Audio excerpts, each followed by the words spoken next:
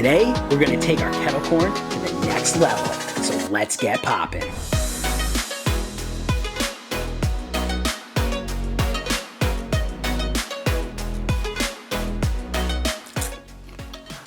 That's really good. Today we're gonna be making kettle corn in our Paragon Theater Pop 8. But today we're gonna do things just a little bit different. And what we normally do with our kettle corn is we will pop our kettle corn with our sugar right in our popcorn popper. Usually we use corn oil. We then use half the amount of sugar as we do kernels. So in this case is a Theater Pop 8, so this can take 8 ounces of kernels. So in this case we would use 4 ounces of sugar.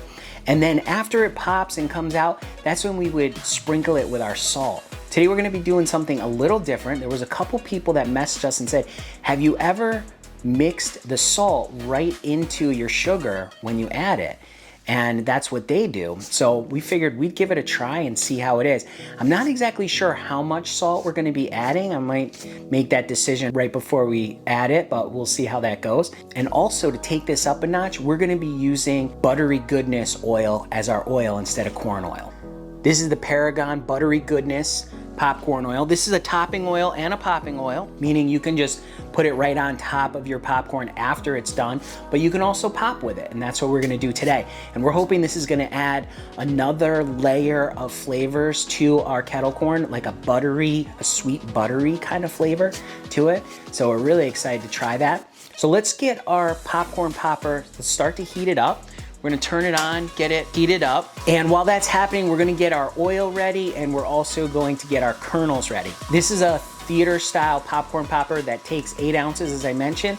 So with that, it calls for 3 ounces of oil. So let's measure that out. Got 1, 2, 3, and we're right at 3 ounces. Awesome. Let's get our kernels. So we have our 8 ounces of kernels. These are the mushroom style kernels. These are gonna pop up nice and big. We love to make kettle corn with the mushroom style. It's a much heartier popcorn too. It doesn't have all those little butterfly pieces on it. Nothing really to break off. It's much heartier. All right, let's check the temperature because I see it smoking here. All right, so we're at over 500 degrees on this popper. So we're gonna add our ingredients. We're gonna get our oil in there. There we go. And we're gonna get our kernels in there. And we're gonna close this. So you saw that that was over 500 degrees. This kettle heats up so fast. Really, we don't need it to get all the way up to 500 degrees before we add our oil and our kernels. Typically, we like to get it to at least 350 degrees, but it's okay. Once we put that stuff in there, it typically cools the kettle down very quickly because we have room temperature ingredients.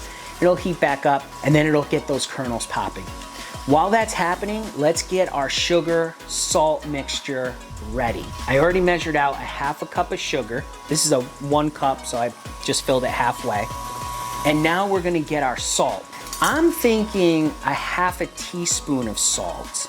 Now I don't know, I'm not exactly sure, because typically I just sprinkle it over the top. I don't know exactly how much, but we're gonna do a 1/2 teaspoon in here and see what happens. All right, we're starting to pop already, so now we gotta add our sugar in. This is our sugar salt mixture, as I mentioned. So I put in a 1/2 teaspoon. You see those flying out all over the place? I had to get that sugar in there quick. So we put in a 1/2 teaspoon of salt right in with our sugar mixture, and then I just dumped it in there. We're gonna see what happens. You can pop with salts and it doesn't burn or anything. We've popped with salts in the past. Flavacol is a popcorn salt. We also have used ghost pepper Flavacol, which is also a salt.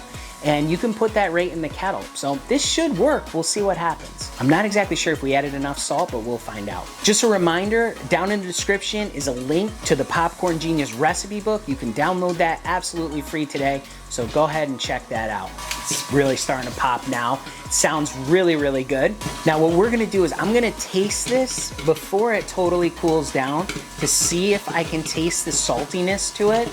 And if I can't, I can always just sprinkle some more salt on it. Here we go. We're gonna listen for this to slow down, and as soon as it does, we're gonna give it a dump. Here we go. We wanna kinda dump it a little early so it doesn't burn. Stir this up a little. I'm gonna grab a piece. It's not fully cooled yet. It'll get better as it cools. You can see all the smoke.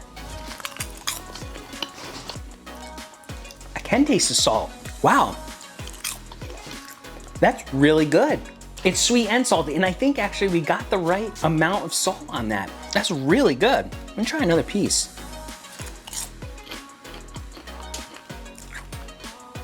You can really taste the butteriness too of that buttery goodness. That came out really, really good.